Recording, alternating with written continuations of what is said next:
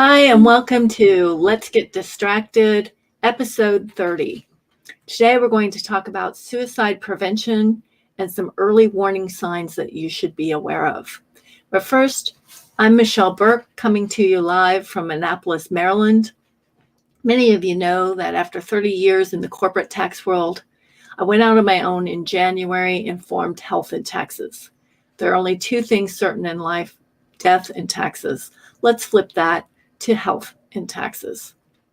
On Sunday nights, I come to you live both on Facebook and on YouTube to bring education to you on something about health and wellness. And tonight, we're going to talk about a very, very important topic: suicide prevention. And doing that, I've brought with me Joy Cortina. Welcome, Joy. Hi, Michelle. Thank you so much for having me. You're welcome. I'm so excited to have you here, and such an important topic. So Joy Cortina is the founder and executive director of Life of Joy Foundation, a new nonprofit fostering a holistic approach to mental health and suicide prevention through an integrative care of mind, body, and spirit. Weaving her personal healing journey with her roles as a mother, Christian vocalist, advocate, and a 17-year wellness ambassador with Arbonne International, she aims to help others heal from the root of their struggles and build their own purpose-driven life of joy. So with that, welcome, Joy. Thank you so much, Michelle. Joy, that told us a tiny bit about who you are, but tell us a little bit about your journey and what led you to create the Life of Joy Foundation. So, yes, as you heard in the introduction, and thank you for the great bio, I have really been in the wellness industry, the wellness world, for a good while, about 17 years now, and have learned quite a bit about the connection between your physical health and your mental health, and about mindset, and about how all of that plays into the different areas of your life, as well as I've had this personal healing journey that I've been through with my own struggles. So my first struggle with suicide ideation, which is when you're feeling suicidal, was back when I was a teenager. And I honestly can't even remember how I had gotten to that place, which is very common for a lot of people. There was no major trigger trauma sort of situation that led to that. I just was struggling with feeling a sense of belonging and feeling a sense of purpose. And so I know that's a rough age for a lot of folks in their teen years. And so my recovery back then was actually very largely spiritual. It was very much of a spiritual healing that I went through at that point. So fast forward many years later, I found myself struggling with a postpartum depression after we had some major loss in our family and major life changes because of that loss. And coming out of that experience was a very different healing process. It had a lot to do with my physical health, with balancing hormones. It was spiritual. It was all around. So it wasn't just one aspect that needed to be addressed. And then even just in the more recent years, struggling with anxiety as I've gotten a little bit older and into my 40s, it's been very much rounded around, again, the physical health, but also that deeper sense of purpose and knowing what direction I was headed in. So all of that said, between my own personal struggles, as well as the journeys of other people that I've lost to suicide and that I have walked with through anxiety and depression and other mental illness, it's just such a complex issue. It's a complex, troublesome, sometimes lengthy healing process. And so what I came to want to do with Life of Joy, which was really a vision that was completely downloaded about 5 years ago, which is when I first then stepped into advocacy, is to build this holistic approach. So like you mentioned in the beginning, it's really just looking at the whole person. We really do see it as a mind, body, spirit, topic, as a mind, body, spirit struggle for a lot of people. And so what we're really trying to do is connect people with the different types of services and modalities and solutions that are out there that they may not even think of to turn to for this particular area of health. A lot of folks don't necessarily connect the dots between mental health and physical health and spiritual health. And so that's really what we're trying to do at Life of Joy. I think that's wonderful. Thanks for sharing your story, and thanks for being the founder of this foundation. I think it's just such a wonderful thing, and it's really great to be out there helping people, educating them, giving them resources. And because I know this year in particular, super struggle for a lot of people, even more so. So just knowing where to turn or where to go or what to do is really, really helpful, or just knowing that there's options and different things to think about. Now, many of us, we sometimes experience something we lose a family member or a friend, and we're often said, if only I knew they were struggling. I just didn't know they were struggling. Maybe it'd be helpful if you shared with us some of the ways that we might recognize, or what some of the early symptoms are that we should be aware of, so that we know that maybe we should take action. Absolutely. And I think this is really one of the reasons why I decided to step into advocacy, beyond the inspiration of my vision moment, as I call it, is I think a lot of us that have experienced this, we question that exact thing, is how could I have known? What could I have seen? And we have a lot of uncertainty, I think, as a society around, how to recognize when someone is struggling and when to take it seriously, which honestly is all the time. Because people do make off comments. A lot of times people joke about it. And yet we need to learn as a society to not necessarily take those things as a joke. And on top of that, sometimes you just don't have any idea.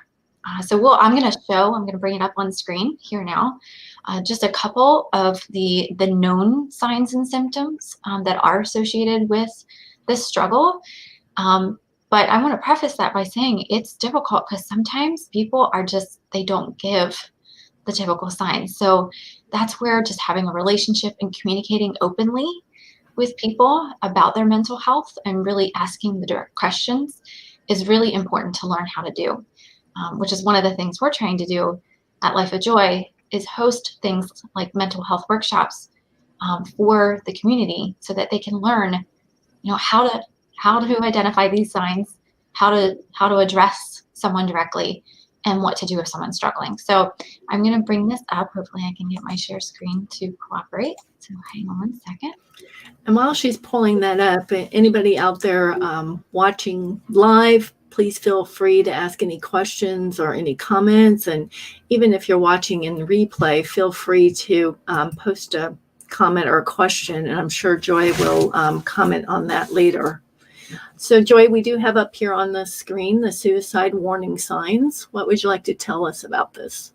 Yeah, so I think this is a super helpful, simple diagram. Honestly, I would even maybe recommend that you save this to your phone, because I think it's one of those things we don't always necessarily, have in our mind, off the top of our mind, to think about. And so just the more times that we see it, the more we'll commit it to memory. So I always like using cheat sheets. So let this be a cheat sheet for all of you. And we can certainly provide this, I guess, in the post of our live here, right? We can put it in the comments so that everybody can use it as a reference. And the American Foundation for Suicide Prevention, I just want to give them a shout out because they do so much amazing work and help to break down some of this information for us. So, essentially, it's listening, right? It's keeping your eyes and ears open. So when you're in conversation with people and you hear them talking about these things about where they feel like they're a burden, obviously if they're thinking about ending their lives, if they're just in extreme pain and they just feel like they can't kick it, like it's just not going away, if they're expressing that they feel like they're just a burden and they don't feel like they have a reason to live, they don't know why they're here, if they're feeling trapped, like there's no way out of their situation. All that type of conversation are just signals. For me, when I was a teenager, my brother is actually, I think, one of my saving graces because again, he was listening. It was the smallest comment. No one knew I was struggling, but it was the smallest comment that I made that I had gotten in an argument with one of my friends, and he and I were, I don't know if he overheard me or if he and I were talking, but I said, well, it doesn't matter because I'm not going to be here next week anyway. Wow. And that's all I said. And that was the only signal that I had given.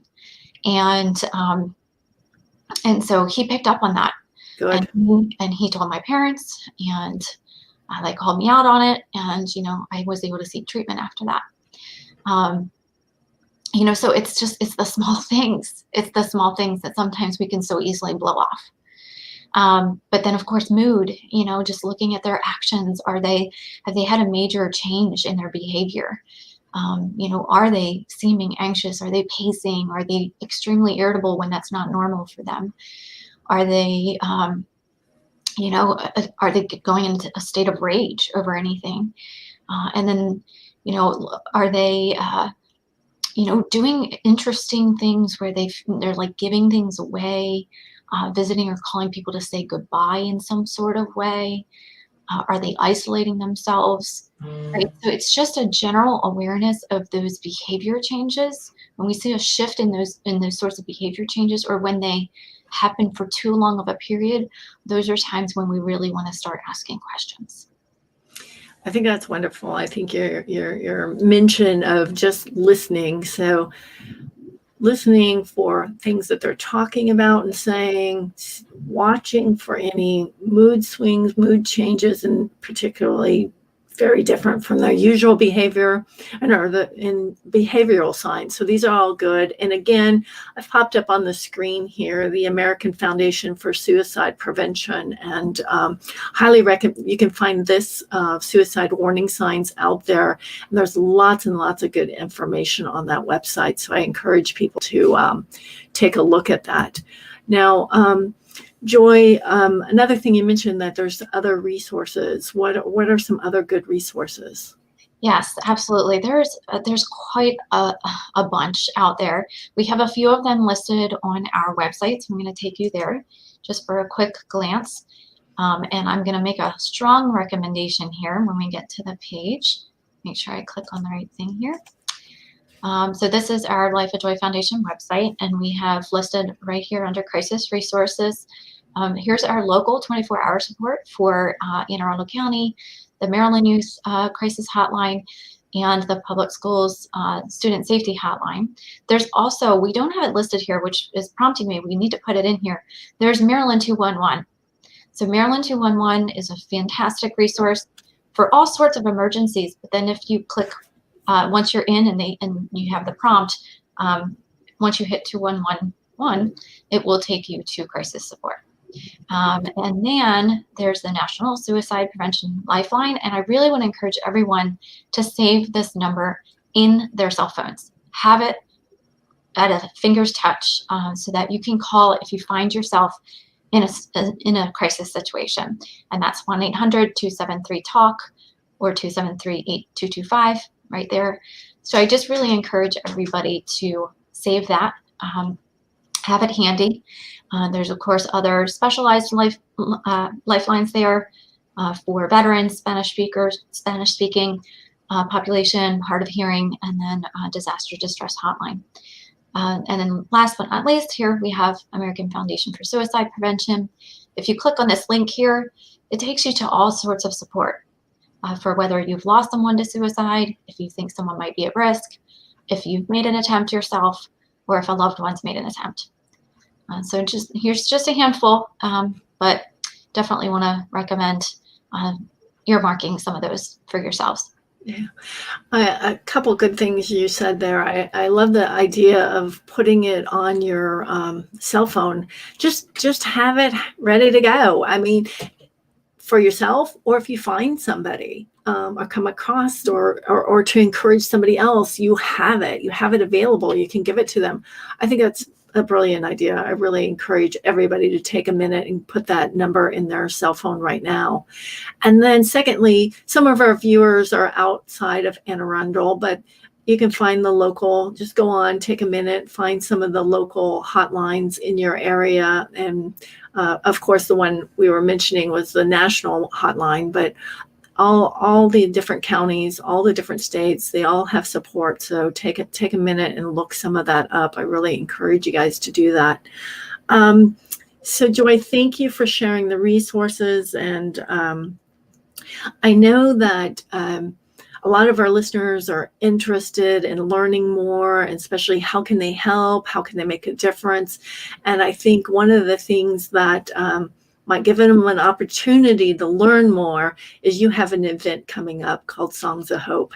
Tell us a little bit about when this event is, and it's going to be a virtual event. So what is the format of the event?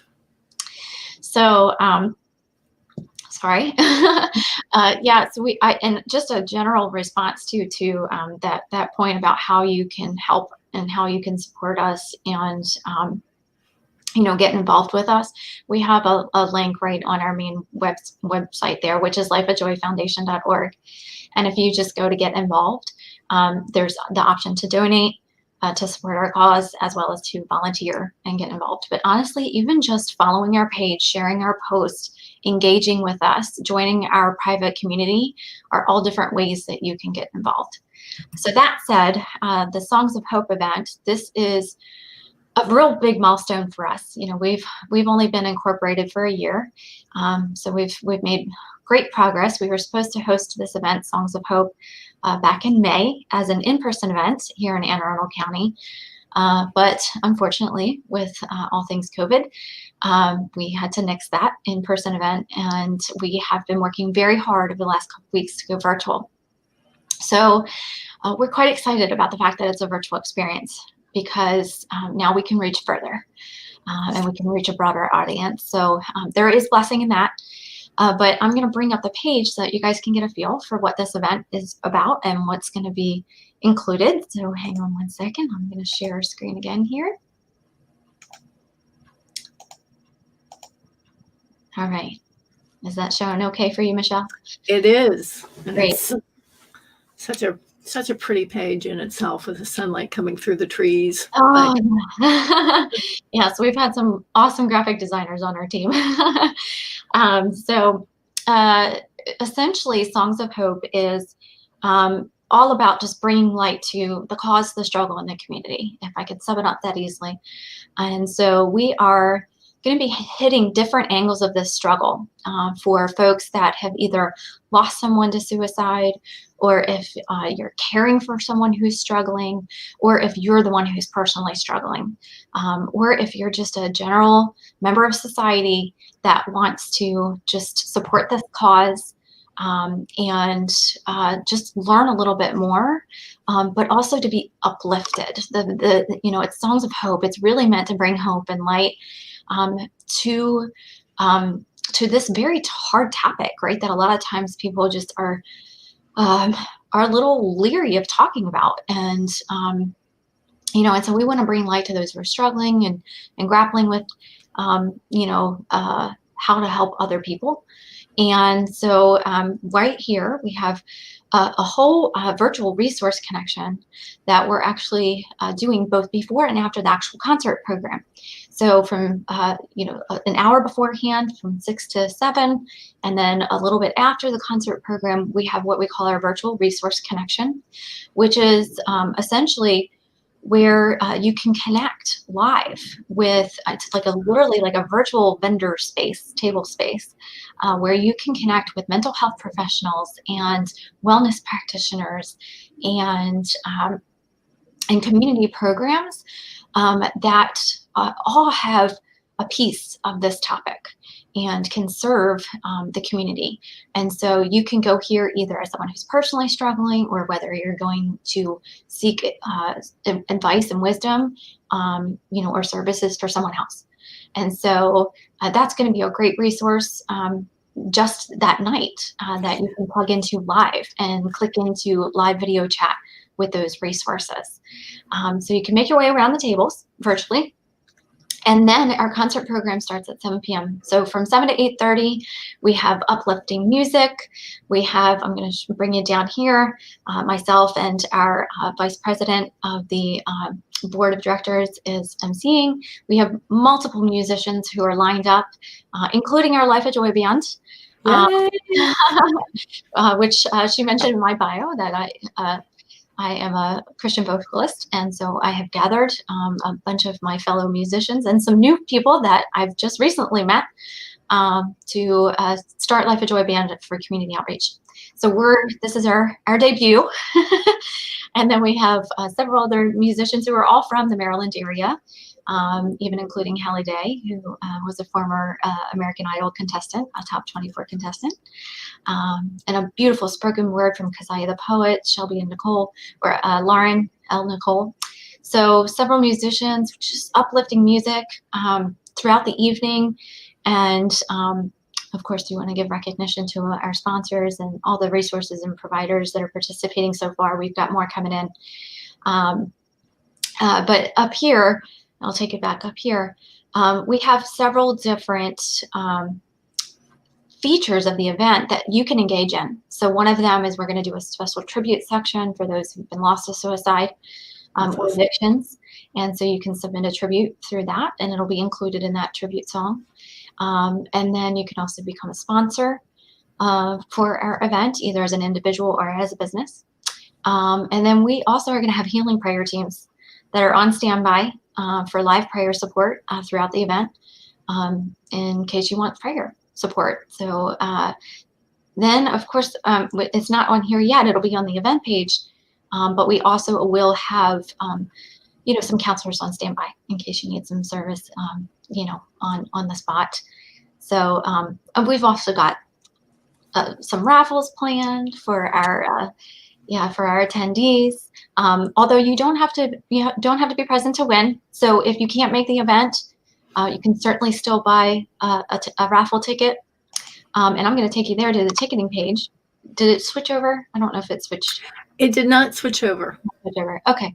All right. So rather than doing that, I'll just say we have our raffle tickets. We have a general admission, which is either for individuals or for households. And then we also have a pay it forward ticket sponsor, where you can basically purchase a ticket for someone who just might not be fortunate enough to pay the $15 to come. And so we don't want anybody to be, not able to attend. And so we've created a sponsor ticket for you to pay it forward for someone else. And then lastly, we have a large group admission, which is kind of a special watch party idea that we decided to run with. And that is for larger groups of 10 or more to host a socially distanced, safely socially distanced watch party, either for their team, or if you have a group of some sort, or your colleagues, or just a larger group that you want to get together to experience the event.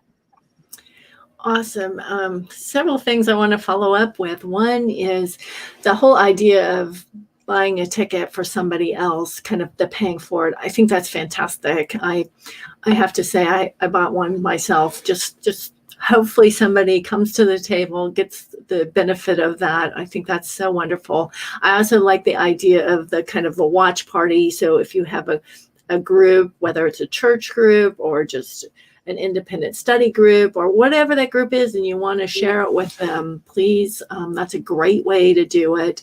And the raffle, I didn't know you didn't have to be present, so that's pretty cool too. I also encourage people. I think the music lineup looks absolutely wonderful. I'm looking forward to hearing your group. So I encourage people in this time when we could all use a song of hope. I highly encourage people to. It's only $15. Buy a ticket. Come listen in. It'll make you feel good too, and maybe you'll learn something. You can help people. And then the idea of the pre and post, where people can do the live chats, gives people opportunity to talk to different vendors one-on-one. I think that's really wonderful, and I hope that is really successful. And the last thing I wanted to mention is I know you have sponsors, but there's still a few open spots. If anybody would like to sponsor it, please reach out to Joy. Please look at the sponsoring. Your cutoff is tomorrow, I believe, right? Is it tomorrow? Yes, that was ideally our cutoff is tomorrow, because we want to make sure that we can get them up on the page on time and get the recognition out there. But I think even if it's into Wednesday, I think we're good this week. But yes, tomorrow would be better. All right. So again, November 14th, go out there and buy your ticket. Even if you don't want a ticket, there is a donate button. If for some reason you don't think you could attend, but you would like to donate, there's a donate button out there. And remember, it is a charitable foundation, so that you get is it a charitable foundation? It is, yes. Yes. So you get the tax deduction for making that donation. So I think it's going to be a wonderful event, and I'm really glad that even though it wasn't able to happen in May, you stay committed and you found a way to pivot and pull it all together. And it sounds like it may even be more wonderful and a broader perspective. Yeah. It's definitely been a hard year for a lot of people, and we just didn't want to end the year without doing it. And so for us, it was really important to make sure that we still got the message out, and really just tried to be a support to the community, because it's just been a rough year for a lot of folks. So thank you for your support, Michelle. Absolutely. I'm personally really looking forward to participating and being there. So Joy, there's a lot of information. Thank you for sharing all this. As we wrap up here, is there any final words? Anything you'd like to say in wrapping up? Well, I think I feel like this is just such a beautiful opportunity that you've given us, and I thank you so much again for having me on tonight. And just really am going to encourage anybody out there who has just been touched by this topic. Please know you're not alone. Please, we're here to support you. This is a place where stigmas are broken down, and you can come and reach out for help. And and then for those of you who maybe haven't been touched that directly by it yet, just really encourage you to just to seek out the resources and just learn a little bit, at least a little bit, so that you can be prepared in case you ever come across a situation. So thank you. Yeah, that's fantastic advice. And so Joy, thank you so much for being on the show. I really appreciate it. I'm like I said, I'm looking forward to the event. I wish you a lot of success with the event, and hopefully get a lot of people to reach out and take advantage of those services while they're being offered. I want to thank our listeners for watching tonight. As I mentioned, I come live every Sunday with a health and wellness topic. I'll be here again next Sunday at 7:30 Eastern. Meanwhile, please, if you found value in this, please comment, please like, please feel free to subscribe to my YouTube channel. And if you do comment or have questions, I'm sure Joy will feel free to reach out to you and and reply to those as well. But thank you everybody for joining us live, and thank you for everybody joining us in replay. And Joy, have a great evening, and we will talk to you soon. Thanks so much, Michelle. You're welcome. Bye-bye. Bye-bye, everybody.